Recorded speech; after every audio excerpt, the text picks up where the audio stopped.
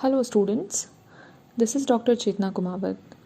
In today's lecture, we will understand leverage or capital structure ratio. Leverage or capital structure ratios are calculated to judge the long-term solvency or financial position of the firm. Therefore, these ratios are also known as long-term solvency ratios. Capital structure or leverage ratios may be defined as financial ratios which highlight on the long-term solvency of a firm as reflected in its ability to assure the long-term creditors with regard to number 1, periodic payment of interest during the period of the loan, and number 2, repayment of principal on maturity or in predetermined installments at due dates. Thus, there are two types of such ratios. First, those capital structure ratios which are based on the relationship of borrowed funds and owners' funds. Such ratios are calculated to know the ability of the firm to repay the principal amount when due. Second, those capital structure ratios as coverage ratios are calculated to ascertain the firm's capacity for regular payment of interest and dividend. Therefore, leverage ratio are also called debt management ratios. All these ratios are discussed as follows. Number 1, debt equity ratio. Meaning and computation. This ratio indicates the relative proportion of debt and equity in financing the assets of a firm. In other words, debt equity ratio reveals the relationship between internal and external sources of funds of a firm. Therefore, it is also known as external internal equity ratio. Expressed as a formula, external equities divided by internal equities, or total debts divided by shareholders' funds or net worth. External equities refers to the total outside liabilities, that is, short-term and long-term loans. The logic behind inclusion of current liabilities like working capital, loans from bank in outside liabilities is that these short-term loans are renewed from year to year more or less permanently. Moreover, a fixed amount of loan by and large is always in use and available with the enterprise on a long-term basis. Apart from this, short-term loans are also not cost-free. Hence, inclusion of short-term loans in total outside liabilities would be justified.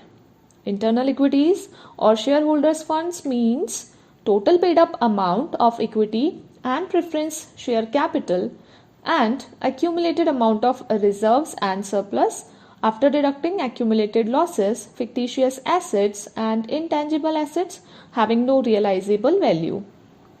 There are differences of opinion about the inclusion or exclusion of preference share capital in internal equities and current liabilities in external equities. In general, however, long-term and short-term both types of debts are included in external equities, and both equity and preference share capitals have been treated as the owner's equity. When current liabilities are not included in external funds, the ratio is calculated by using long-term debts divided by shareholders' funds or net worth. Interpretation and significance. This ratio plays an important role in analyzing the long-term solvency of a company. It indicates the firm's capacity to pay long-term debts and procure additional loans and reveals whether the firm is following the policy of trading on equity. This ratio indicates the owner's capital invested in total assets of the business. A debt equity ratio of 0.75:1 means that if owner's capital invested in total assets is equal to rupee 1, then outsider's capital is equal to 75 paisa only. Therefore, a low debt equity ratio provides sufficient safety margin to creditors due to high stake of owner in the capital of the company. The servicing of debt, which is interest, is less burdensome for the company, and consequently its ability to raise additional funds is not adversely affected. But the shareholders of the company are deprived of the benefits of trading on equity. On the contrary, a high debt equity ratio shows that the claims of creditors are greater than those of owners, hence, lesser safety. A high ratio is unfavorable from the firm's point of view because it increases inflexibility in firm's operation due to increasing interferences and pressure from creditors. Moreover, the firm would be able to borrow on high interest rate, which will ultimately bring down its profits. Thus, it is clear that both high as well as low debt equity ratios are not desirable. It should be balanced and reasonable, which depends upon the circumstances and prevailing policies. Normally, debt equity ratio of 1:1 is reasonable. Number 2, proprietary ratio. Meaning and computation. This ratio is also called net worth to total assets ratio. Proprietary ratio establishes a relationship between proprietors or shareholders' funds and total assets of the business. That is, to what extent shareholders' funds are invested in financing the total assets of the business. The formula is proprietors' fund divided by total assets. Here, proprietors' funds include share capital, equity and preference, all reserves and surplus, and undistributed profits after deducting accumulated losses. Total assets include all current and fixed assets, excluding intangible assets are having no realizable value, and fictitious assets such as preliminary expenses, discount on shares and debentures, underwriting commission, etc. Interpretation and significance. This ratio highlights the general financial strength of the firm. It is of great importance to creditors since it enables them to find out the proportion of shareholders' funds in the total assets used in the business. For example, the proprietary ratio of 0.7:1 will indicate that out of 1 rupee assets of the firm, proprietors have invested 70 paisa and outsiders 30 paisa. So the higher the ratio, the more secured is the position of creditors, and the lower the ratio, the greater is the risk to the creditors. Therefore, a higher ratio is an indication of sound financial position of the firm as it is less dependent on outside working capital. A ratio of above 50% is generally considered safe for the creditors. Proprietary ratio may be further analyzed as ratio of fixed assets to proprietors fund and ratio of current assets to proprietors fund. Number 3, solvency or debt to total assets ratio. Meaning and computation. This ratio measures the long-term solvency of the business. It reveals the relationship between total assets and total external liabilities. External liabilities means all long-term and short-term liabilities. It is the difference of 100 and proprietary ratio. It is calculated as total liabilities divided by total assets. Interpretation and significance. This ratio measures the proportion of total assets provided by creditors, long-term as well as short-term, of the firm. That is, what part of assets is being financed from loans. If total assets are more than external liabilities, the firm is treated as solvent.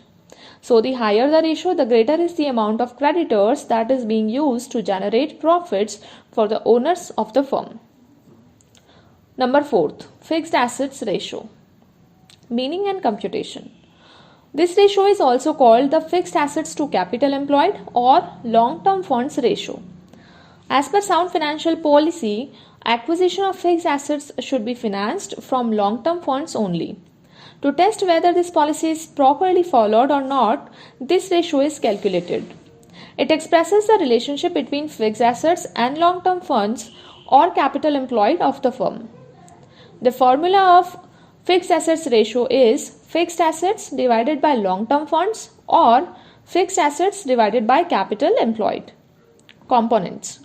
Long-term funds includes equity share capital, preference share capital, all reserves and surpluses, and long-term loans. fixed assets means net fixed assets, that is, fixed assets after deducting depreciation and long-term investments including shares of subsidiary companies. Interpretation and significance. This ratio indicates whether proper adjustment between long-term sources and long-term uses of capital exists or not. A ratio of less than 1 reveals that long-term funds have been employed to finance current assets. On the contrary, a ratio of more than 1 indicates that a part of fixed assets is financed by short-term funds, that is, bank OD. It is not justified from solvency point of view. Therefore, fixed assets ratio should be less than 1 so that a part of long-term capital is always available for working capital, because part of working capital is permanently propped in minimum stock, debtors, etc. Normally, a ratio of 0.67:1 is considered good. The next, capital gearing ratio. Meaning and computation. The capital gearing ratio is mainly used to analyze the capital structure of a company. This ratio establishes the relationship between variable cost bearing and fixed cost bearing capital in the capital structure of a company. In the words of Howard and Brown, the word capital gearing is applied to express the proportion between equity share capital and fixed cost bearing securities of a company. This ratio is also known as capitalization ratio or leverage ratio. The formula used in calculating the ratio is variable cost bearing capital, which is equity, divided by fixed cost bearing capital, which is debtors and preference shares, or equity to shareholders funds divided by debentures plus preference shares. Fixed cost bearing capital includes funds supplied by debenture holders and preference shareholders on which interest or dividend at a fixed rate is paid. Variable cost bearing capital includes equity shareholders funds including reserves and surpluses, that is net worth minus preference share capital. A few experts include only equity shareholders capital in variable cost bearing capital. In such case, the formula will be as follows: equity share capital divided by fixed cost bearing capital. Interpretation and significance. The capital gearing ratio indicates the proportion of equity share capital and fixed income bearing securities to total capital employed in the business. A high gear ratio, equity share capital is proportionately higher than fixed cost bearing capital, is the indication of lesser fixed financial charges, that is, interest, and thus more profits to the business. Such situation is known as low gearing.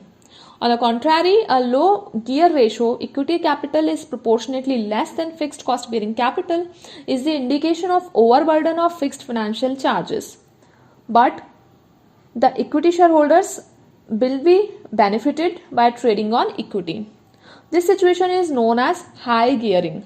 The importance of gearing in the capital structure of a company is the same as that of gearing in running a scooter or car. In the initial years, a company should start its business with low gearing, and on it grows and earns more profit, it may go in high gearing. Number 6. Interest coverage ratio or debt service ratio. Meaning and computation. This ratio measures the debt servicing capacity of a firm, and particularly where payment of fixed interest on long-term loans is concerned. It is determined by dividing the operating profits or net profits before interest and tax by the fixed interest charges. The income before interest and tax is used for the computation of this ratio, since income tax is paid after the deduction of fixed interest charges. It is calculated as follows: net profit before interest and tax divided by fixed interest charges. Interpretation and significance. The interest coverage ratio is very significant from the lender's point of view. It gives an idea of the number of times the fixed interest charges are covered by net earnings of the firm, out of which they will be paid. The higher the ratio, the more is the interest paying capacity of the firm and safety margin available to long-term creditors. but too high a ratio may only indicate the unused capacity of a firm, which will reduce the profits from trading on equity, resulting in the reduction of shareholders' income. On the other hand, the low ratio indicates that the firm is using excessive debt. The investors can forecast the financial risk by comparing interest coverage ratio with the standard ratio of the industry. The standard for this ratio should be about 6 or 7 times. Some experts prefer to use cash to debt service ratio or cash flow coverage ratio instead of debt service ratio, as debt service charges are to be paid in cash.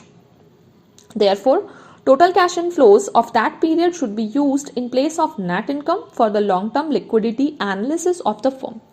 If redemption fund is created for payment of debt, then yearly contribution to redemption fund should also be added in the amount of interest. Following formula is used to calculate this ratio. Annual cash flow before interest and tax divided by interest plus sinking fund appropriation divided by 1 minus tax rate.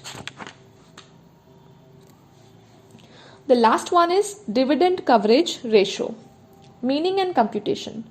This ratio measures the ability of a firm to pay dividend on preference shares which carry a fixed rate of dividend. It is calculated by dividing the net profits after tax by the amount of preference share dividend. This ratio is expressed in number of times of net profits after taxes. Thus, it is calculated by net profit after tax and interest dividend divided by preference dividend. Interpretation and significance. This ratio, like interest coverage ratio, indicates the safety margin available to preference shareholders.